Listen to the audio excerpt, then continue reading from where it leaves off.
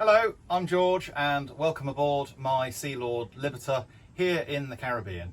This is the first in a series of videos about me preparing for and then sailing across the Atlantic single-handed. I don't know how many videos I'm going to make. I'm certainly not a seasoned YouTubeist, but hopefully some friends and family and maybe a few other people will enjoy coming along my adventure with me. So here we go.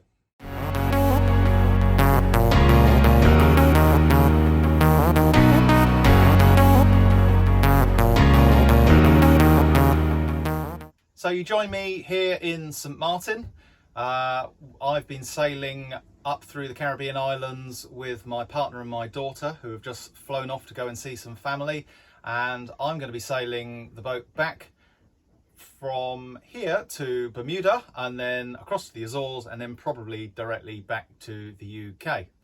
The boat itself is a Westerly Sea Lord. She's 39 feet long.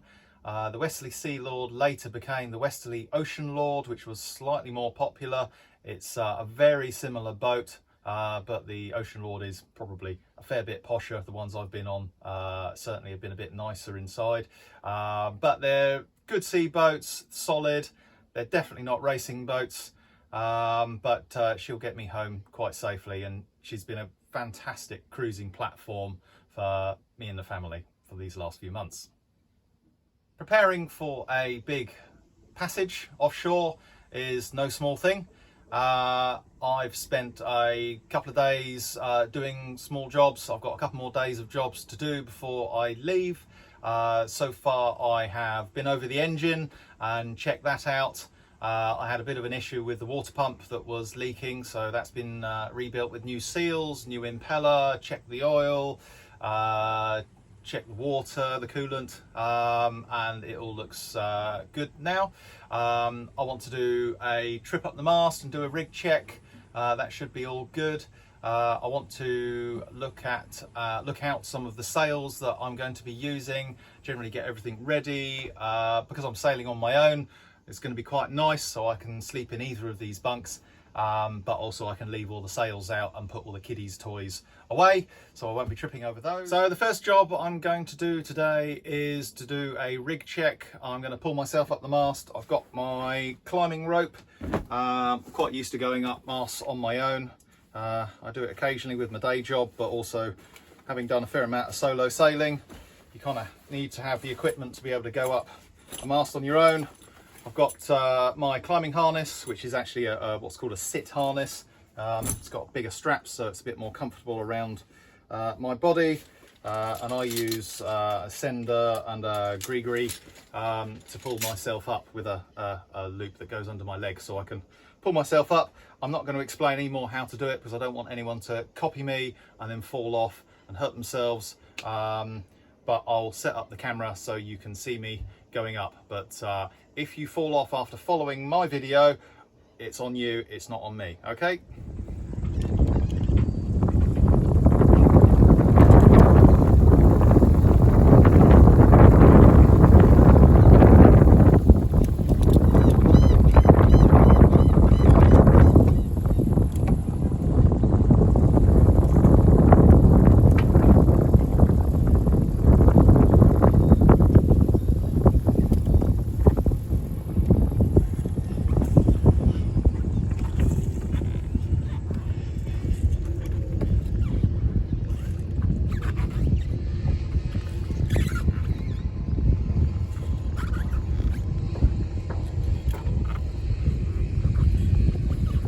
So here at the top of the mast you get a pretty nice view all the way around St Martin. Quite pleased to be tucked right up as far as I can out of the worst of the swell, because climbing up the mast when it's bouncing around isn't as much fun as it sounds. What I'm looking for is just checking all the rigging, like these swage fittings here. Check there's no broken strands or anything like that. We don't want any more broken strands. Check all the split pins are in place, all that sort of good stuff. Check nothing is working its way loose, nothing looks out of the ordinary up here. I'm going to put the camera down and have another look properly using both hands. And using both hands at the top of the mast is generally a good idea. Well, I've been up the mast, everything seems to be okay as it should be. The rigging all looks good at deck level as well. Pleased to say that because I had a bit of an issue on the way over to the Caribbean where I lost both the aft lower shrouds, which was less than ideal. Then eventually I did find a crack also in the baby stay, which is the forward lower shroud on the boat. But anyway, it all looks fine. All I was checking for are any broken strands, anything that looks out of the ordinary, any kind of ripples, using my fingers, any ripples in the wire which would indicate that something's moved. And it all appears to be fine, which is good. No missing split pins, nothing's chafing, nothing's moved, so all good. So the next job is going to be to get the Storm trysail out. The boat came with a trysail, it's got a track on the mast, dedicated track for it, and to be perfectly honest with you, I've never had it up. I probably should have had it up before coming across. We checked that it fitted onto the track, so we were happy with that, but being a downwind leg predominantly coming across, we thought it was extremely unlikely that we'd need to use it. But going back, there is a much higher risk of headwinds, strong winds, gales, low pressure systems and that sort of thing. So having a trysail, which I have at least put up once, would probably be a good idea. So I'm going to go dig that out, clip it onto the track, hoist it up and see how it looks.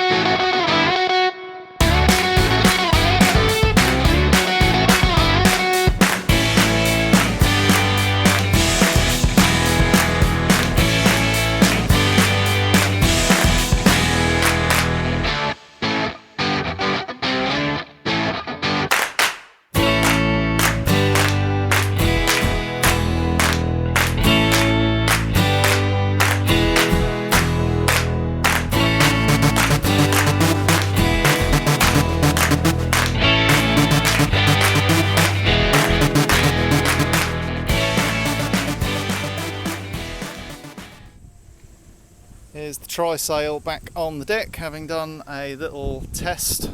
I'm actually very pleased that I put that up. You can see it launches, it attaches to this secondary track here on the mast. The previous owners had that fitted and had the new sail made when the new mast went in. The sail's never been used.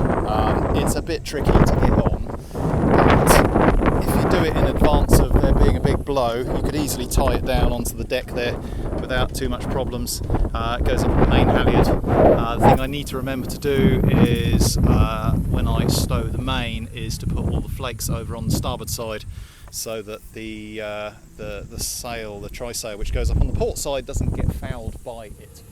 It's now Friday and it is leaving day, so I did the rest of the filming a couple of days ago on Wednesday.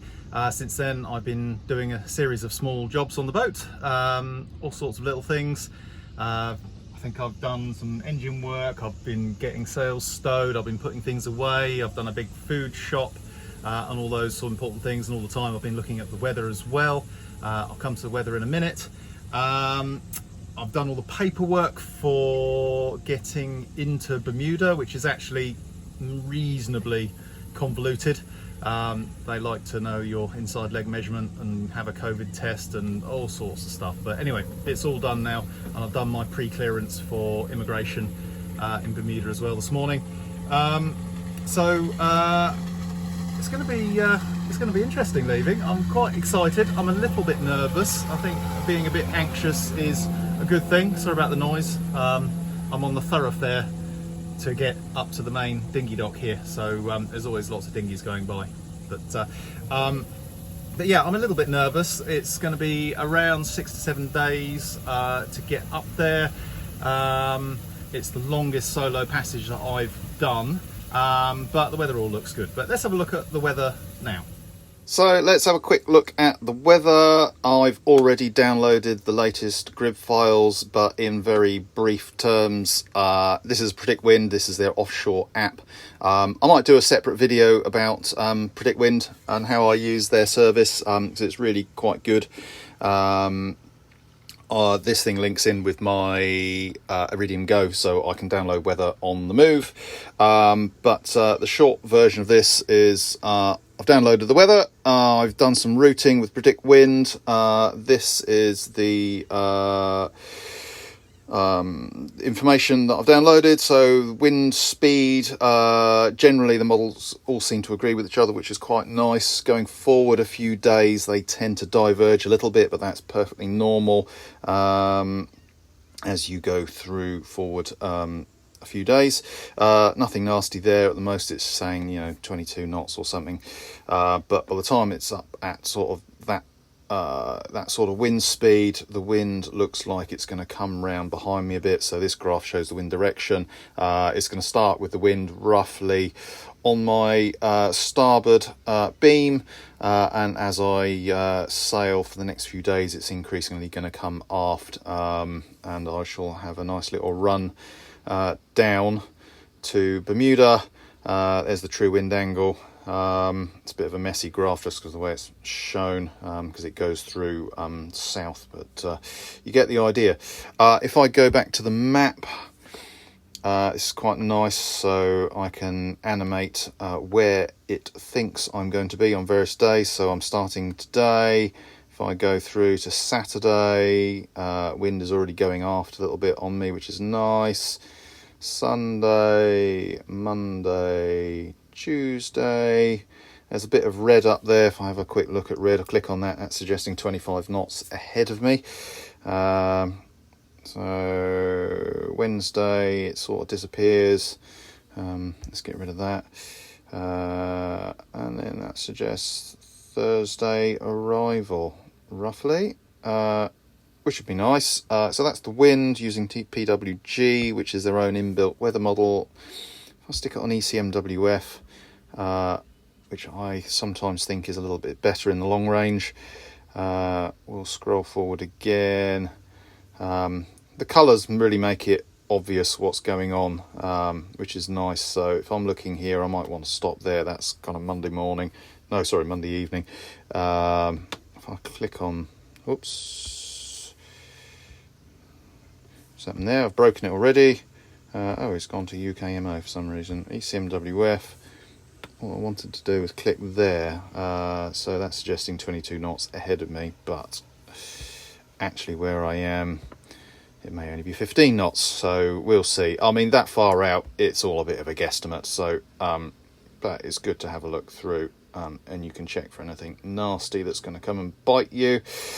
I'll be downloading the weather as I go. Probably every day or every other day I'll download some weather, but there's nothing nasty there. I'm going to stick it back onto PWG, and I'm going to put it onto Wave just to see what the swell looks like. Although I've already looked at the graph, it's nice to see it visually. And there's nothing. I'm not really worried. What's that up there? Got 3 meter waves, which is a bit more than ideal, but that's sort of away from where I'm going to be. That probably is where the wind is strongest. There you go, you see. So those bigger waves are bang on where that wind is going to be a little bit more breezy, up to 28 knots. That's the average speed, of course, so the gusts are going to be significantly higher. So my experience coming across the Atlantic the other way was that if it said 20 knots, it's probably actually going to be about 25. It seems like it just doesn't quite predict it high enough, maybe, or maybe I remember the gusts and the peak weather rather than the mean or the average wind speed. But anyway, that doesn't look too bad for what I'm planning to do. I shall keep monitoring the weather as I go, but if it gets strong, it looks like it's going to be from behind me, so I'm not overly concerned about that. So that brings us to the end of episode 1. In the next episode, you'll see me pushing off from St. Martin and doing the trip up to Bermuda. Like all good YouTubers, I'm going to say like and subscribe. So if you've enjoyed what you've seen, give me a like. It helps build the channel a little bit. And if you want to see more of my videos, hit the subscribe button as well. That would be really appreciated. Anyway, I'll see you on the next one.